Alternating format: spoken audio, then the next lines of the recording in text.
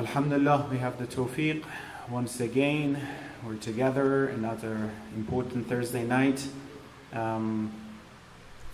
We have a little bit left, the opportunity from month of Sha'ban, inshallah. We'll take advantage of this month to be able to, inshallah, get closer to Allah. And these are the last moments before the month of Ramadan, the preparation for Ramadan. It's indeed a great time, a great opportunity for us to take advantage of whatever left for us to, inshallah, achieve. We have to make sure this is the time to set our goals for the month of Ramadan, so we know exactly what we're going to achieve in this month. Otherwise, like many other months, like month of Rajab, month of Sha'ban, before you realize, you notice this month is going to pass you, and then you're done with Ramadan, as the past Ramadans that just passed us. So we're following the theme of the lecture that we have, alhamdulillah, finding success through worship, in this lesson that we're following, inshallah. We mentioned the importance of worship and the definition of worship, the importance of that. Before I go to the next level, actually, I'm going to add 2 points, and then inshallah we'll continue the topic of tonight. Worship would help us to have submission. One of the greatest types and versions of worship is obedience, is submission, is to follow Allah subhanahu wa ta'ala. We mentioned worship, some type of worship is the salat, fast, this type of worship, rituals that we have. The second type is anything for the sake of Allah you do will be considered as ibadah and worship. The result of any type of worship that you can imagine is what is obedience to Allah subhanahu wa ta'ala. Is that you follow, you obey Allah subhanahu wa ta'ala. Any worship that does not result in obedience, that means that worship has issue. It's very clear. So obedience and submission to Allah subhanahu wa ta'ala. And then worship, you should remember this too, because going to prepare the next slide that I'm going to talk about. Worshipping Allah subhanahu wa ta'ala leads to closeness to Allah subhanahu wa ta'ala. When you worship, keep the door open, it's hot. Yeah, thank you. Thank you. So it leads to closeness to Allah subhanahu wa ta'ala, right? We'll be closer to Allah subhanahu wa ta'ala. And when you are closer to someone, when you're close to someone in a relationship, you're supposed to act upon the recommendation. You're supposed to do whatever to make them satisfied, right? This is very common in any relationship. So it would help us to act upon His orders for the sake of achieving His what? Satisfaction. So when I worship Allah, anything, we said the worship can be my business. I go to work for the sake of Allah subhanahu wa ta'ala to make money, halal or rizq for my family, right? It can be helping a brother or sister, mu'min brother and sister. It can be, come to the center for the sake of Allah subhanahu wa ta'ala. Anything with the intention of doing for the sake of Allah, that can have this, title of being worship. So, what we are going to talk about tonight, inshallah, is this topic which I found very common and practical. We keep saying the relationship between worship and success in life. Let's dissect it. Let's see how actually worship would lead to success, right? So I need your help here. Tell me how, according to your understanding, how worshiping Allah subhanahu wa ta'ala would help you to be more successful. We're talking about this dunya. We're talking about dunyavi success, right? So how do you think worship is connected to success in this dunya? Go ahead. Organizing your life. How it helps you to organize? Time management. Okay, that makes sense. Yeah, very good. What else? Go ahead. Commitment, punctuality. Ahsan, commitment. When you have commitment to Allah subhanahu wa ta'ala, you act upon what? Remember those important things I said? You act upon that relationship, right? In this dunya, if you want to be successful in any type of relationship, at work, family, anything, You need to have that commitment. Ahsan. What else? So you're worshipping, you need success in this dunya as well. How are you supposed to achieve success from worship to success in this dunya as well? There are certain things that can lead you astray from success, and that worship can help you avoid those things. Like what? Like gambling or certain harams. You're saying certain things, you should avoid them to be successful in this dunya, such as haram and gambling and stuff like that. So worship would help you to get away from them. Very interesting. Worship would help you get away from the obstacles towards success. Interesting. On the same note, it's partially philosophical, partially scientific. Part of the worship brings harmony within your body. Ahsan. It brings comfort in your life. Ahsan. It relaxes you. Peace. Yeah, and those are important for you to focus. Ahsan. Ahsan. Very interesting. Did you hear? Did you hear him? So worship would make you to be closer to Allah subhanahu wa ta'ala. Worship will get you closer to Allah subhanahu wa ta'ala, right? And the closeness with Allah provide what? Peace and tranquility. You need that peace for any success in life. Even if you want to study, if you're so nervous and have panic attack all the time, you probably would, fail the test. If you have anxiety and issue, you might have issue with anything in this dunya. So I bring peace and tranquility. Very good. What else? Following and stay on the commitment. Commitment, following the commitment. Good. You're staying on it. Staying on the commitment. You have the commitment and you keep the promise that you had. Yes. Very interesting. A quick hint. Look for the factors associated with success in this life. Then you will see. Let's go very secular. As a recommendation that they might have, that you need to be having these factors to be successful. What are those factors that you need to have? Self-denial for what? Pleasures that harm you. Kind of close to what you said in terms of that would prevent us from falling into those obstacles, problems. That's good. Yeah. Knowledge, ahsan. You need to have knowledge, right, for any success in this life. And let's see how it's related to worship. Go ahead. Reputation. Help me. How is it going to help? Like if you're known as a trustworthy person, you'll determine whether you're going to be successful. Exactly. And how you're going to be trustworthy with ibadah? With worship. Yeah. I mean, I would say your reputation. Yeah. Whether you're known as a liar or a Where does reputation comes from? Your action. Yeah? How you behave, how you conduct yourself in the society, right? And when you have the worship, you're close to Allah. You're supposed to act upon His recommendations. Therefore, you never betray anyone. You never break the laws. You never do anything. Therefore, your reputation comes with what? Worshipping, which is the best. So you don't need a police officer to be there to follow and observe the traffic laws. You know already it's haram, you shouldn't, for the sake of the Islamic rules, and right? So you don't need always someone to shop around you to make sure you do. You do it, that brings that reputation. Very good. What else? Focus. Ahsant. Tell me on both sides how you need that for success and how you have it in the worship. When you worship, you get to focus on Ahsant. your worship. Exactly. And that leads you to focus outside on your business. Perfect. Exactly. You have to have status of mind in order to do something, right? Specific those important jobs that you can. Very good. For this, I went to some websites, secular website, just to see what are the factors for success. We claim something big. Worship would lead to what? Success in life. So I went research some of the main factors related to what? Success in this life.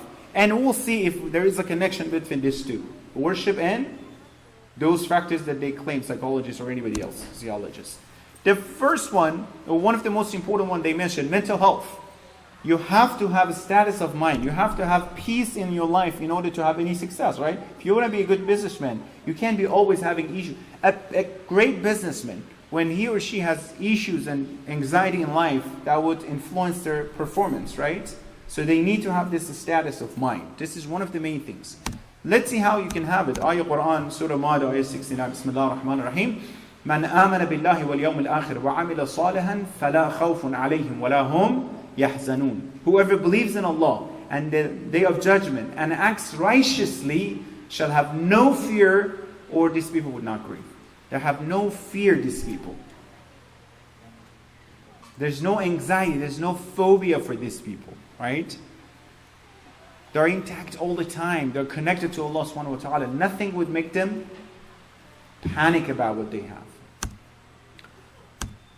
The second one, you need to have hope and self-esteem. You need to be confident. The majority, one of the major characteristics of successful people, even in the secular perspective, you see the CEOs, they're confident. You know? They know what they want to do. And specifically our youth, you need to have confidence. You need to have self-esteem. That's one of the things that I've seen recently among the youth. They have a lot of challenges with this, the confidence and self-esteem, you know. They use now the terminology law of attraction, and it's already we have it in Quran. That you believe in something, Exactly. it will happen. Exactly. Yes, that's true. Hope and self-esteem.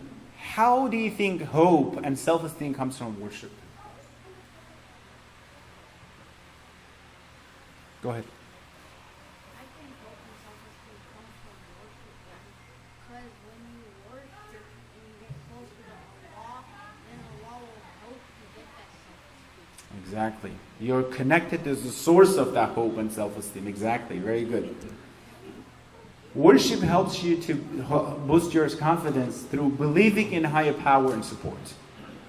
Even in the secular world, they're saying that believing in higher power and authority, something more spiritual, would help you to have more confidence, right? Let alone, you know exactly what that higher power and authority is. You know? You believe, you see yourself connected to that source.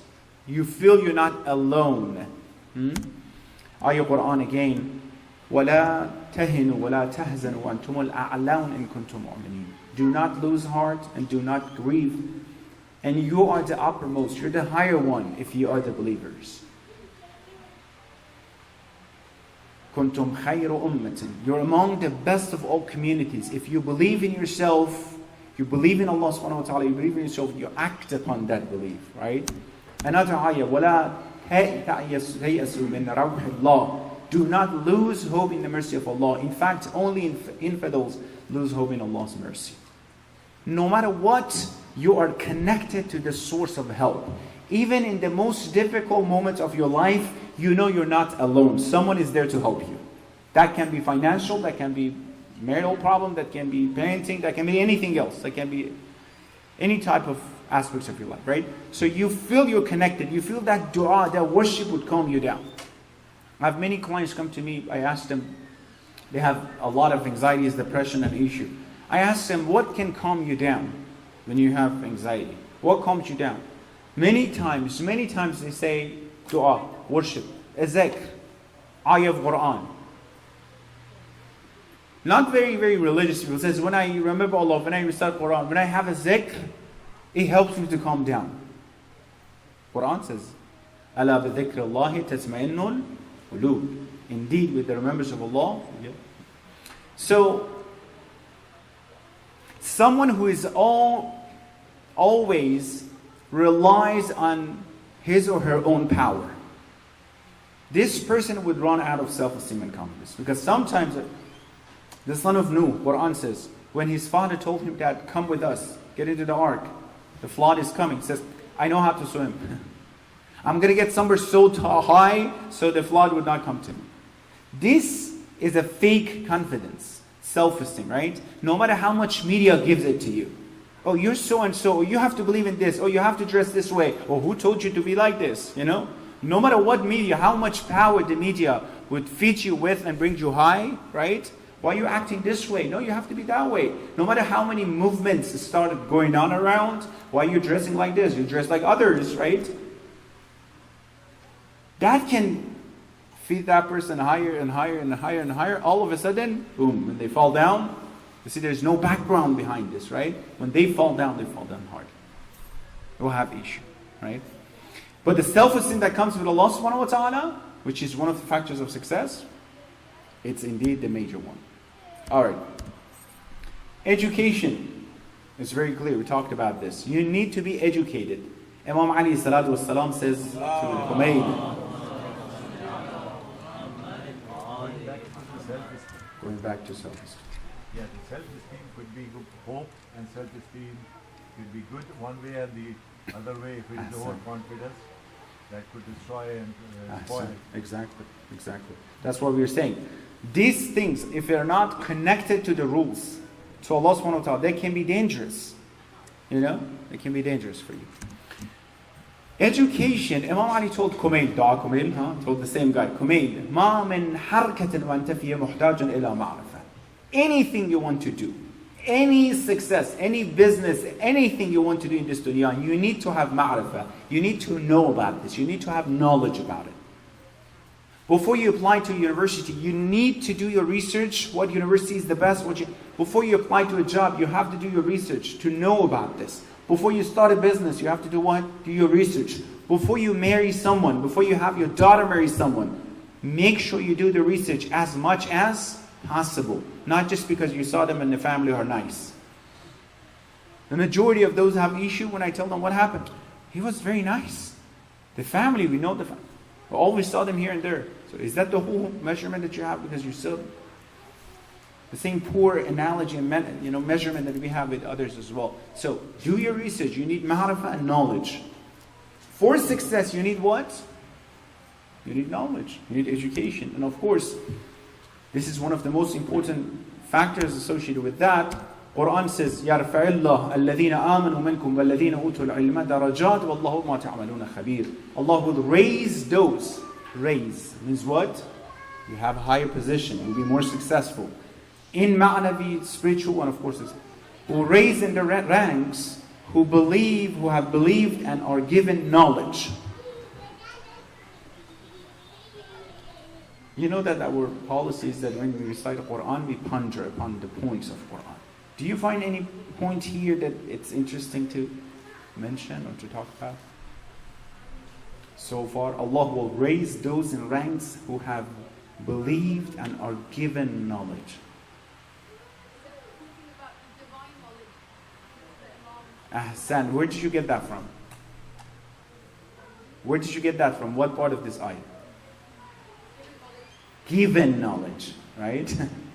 It's not a knowledge necessarily you go to school and you learn it. It's been a knowledge that we give you.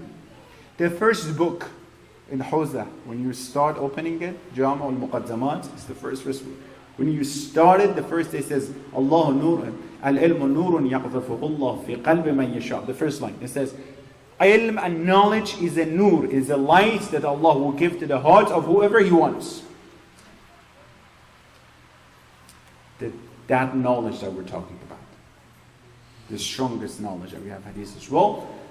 Allah is well aware of what you do. That education would help, right? Hadith from Rasulullah sallallahu alaihi wasallam.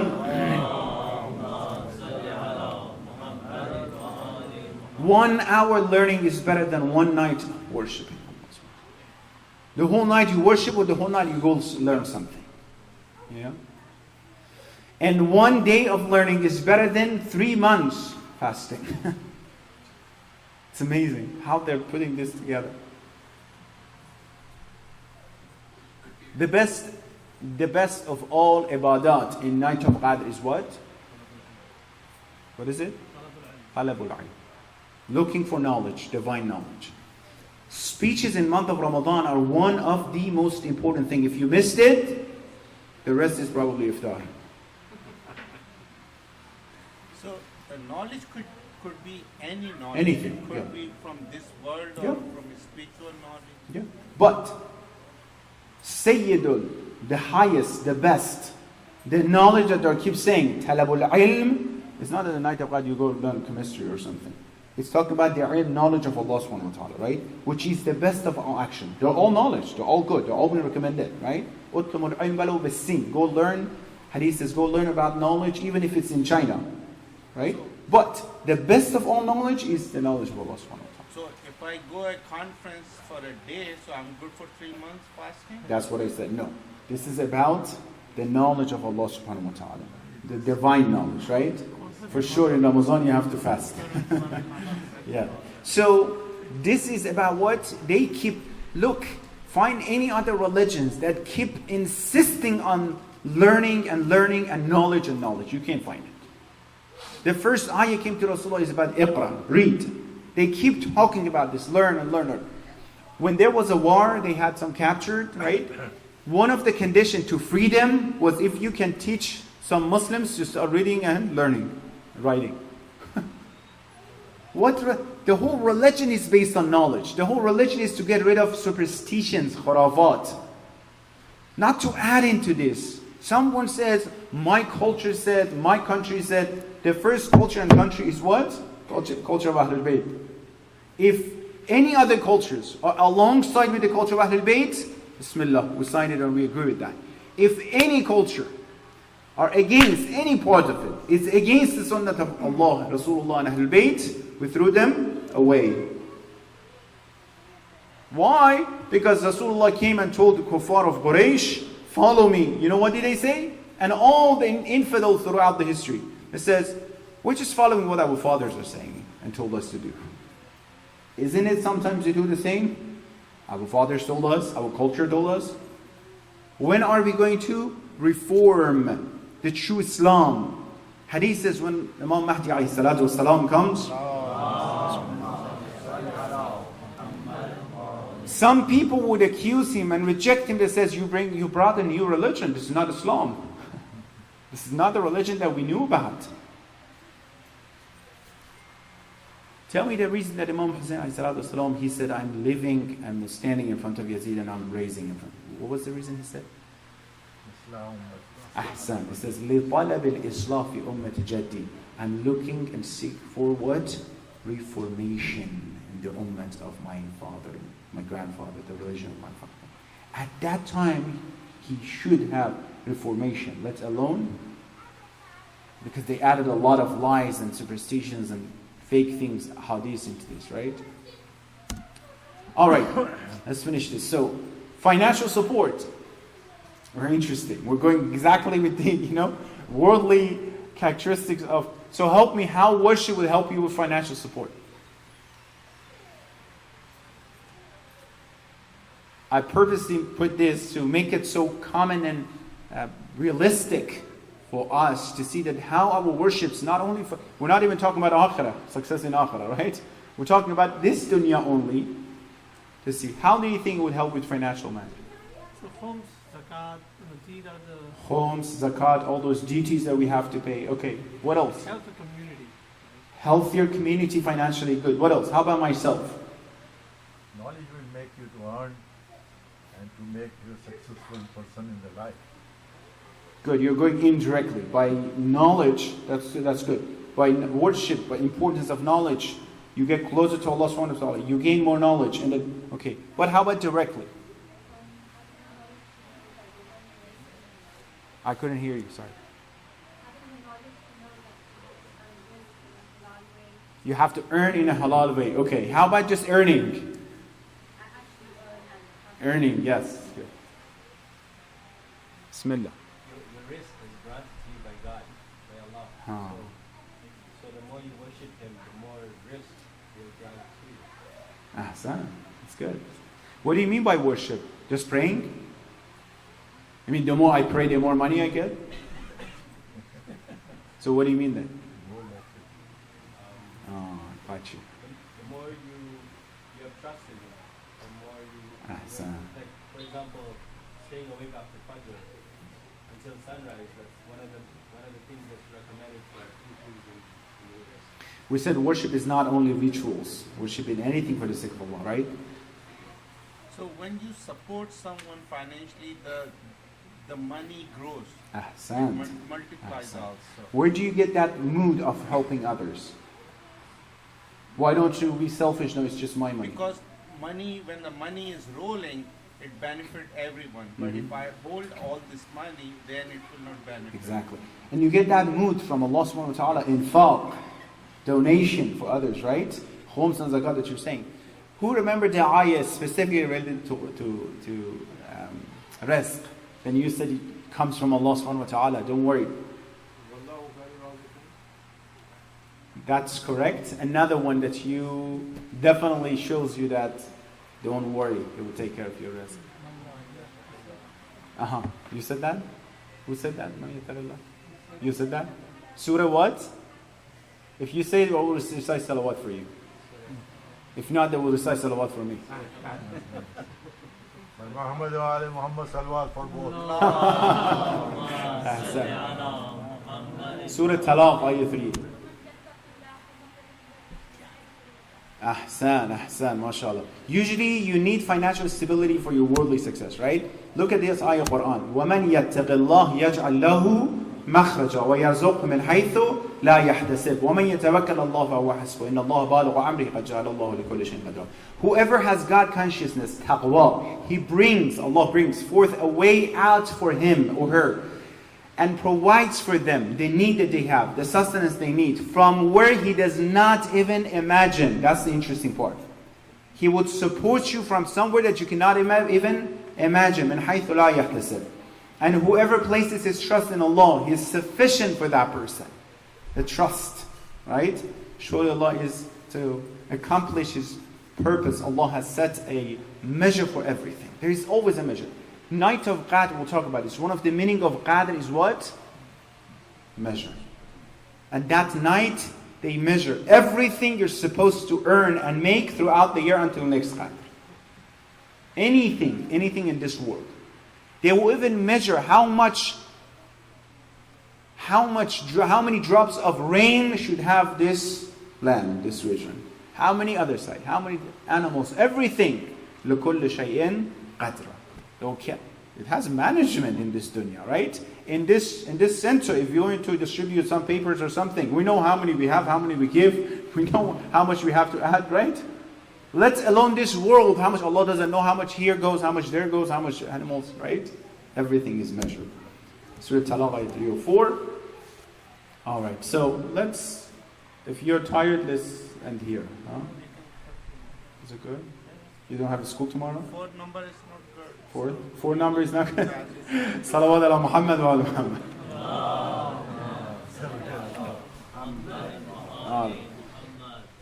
If you want to be successful in this world, if you want to be part of a group, if they want to lay off some of their employers, if the knowledge and experience are the same, they usually get rid of those who they don't like them to be in the group, right? The happier you are, the more you know how to interact with others, the better opportunities you have, right? It's very clear. Usually people who have better akhlaq, they know how to interact with others, they have more chances and opportunities, right? And help me, how is connected to worship?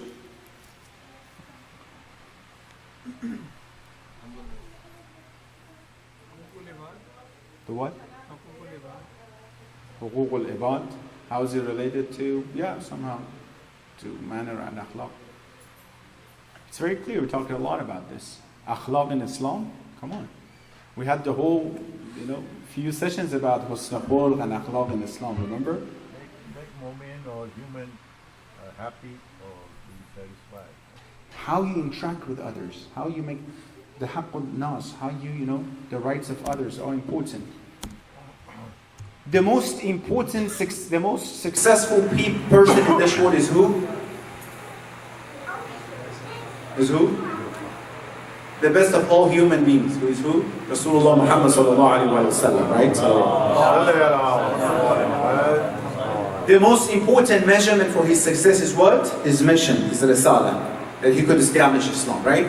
The most important reason behind his success in his risalah is what? فَبِمَا رَحْبَةً مِّنَ اللَّهِ لِنْتَ لَهُ وَلَوْ كُنْتَ فَضًّا غَلِيظَ الْقَلْبِ لَانْفَضُّوا مِنْ حَوْلِكَ. So, O Prophet, it is through the mercy of Allah that you are gentle to them. Had you been rough and hard-hearted, they would have dispersed from around you.